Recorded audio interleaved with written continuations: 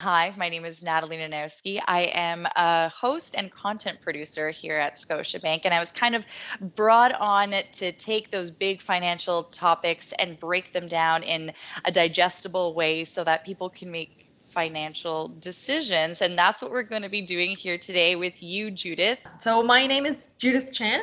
I've been with Scotiabank for almost 20 years now. I'm the lead portfolio manager for all of Scotia as well as Dynamic multi-asset portfolio solutions.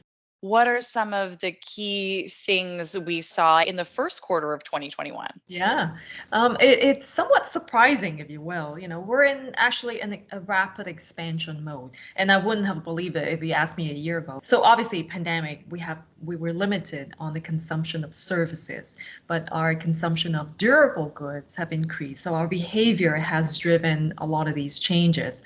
But what we saw is global economies are firing on all cylinders on economic growth, both in manufacturing and service activities, and the pace of growth is also accelerating.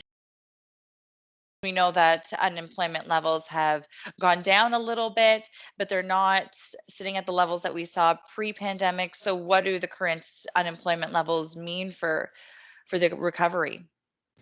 Yeah, so we have seen a moderate improvement in unemployment level, and we do expect that as the activities reopen, as we get out of this lockdown situation, the unemployment will come down quite quickly, actually, but it may not come down completely to the pre-pandemic level because we expect some level of permanent scarring. If we're looking at the index in the stock markets, they're kind of breaking new highs every single day. Should we be worried? Is something like this even sustainable?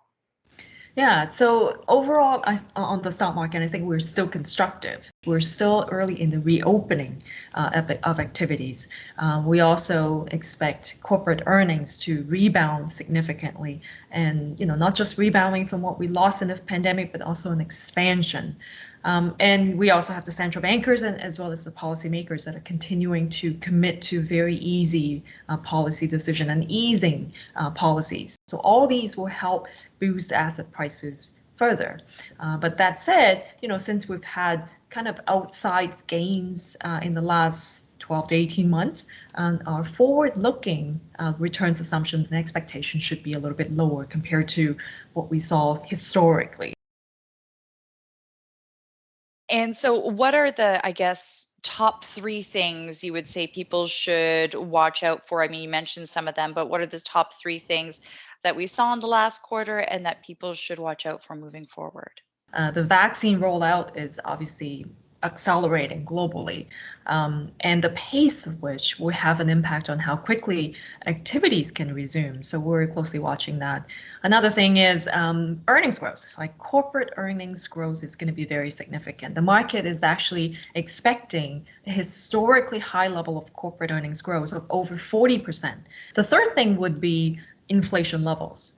The level of stimulus that we have and will continue to have is unprecedented. But what we're watching for is whether that is going to lead into a higher level of inflation than what we have seen in the past 10, 15 years. Overall, we're still bullish, but we need to be cautiously optimistic about this.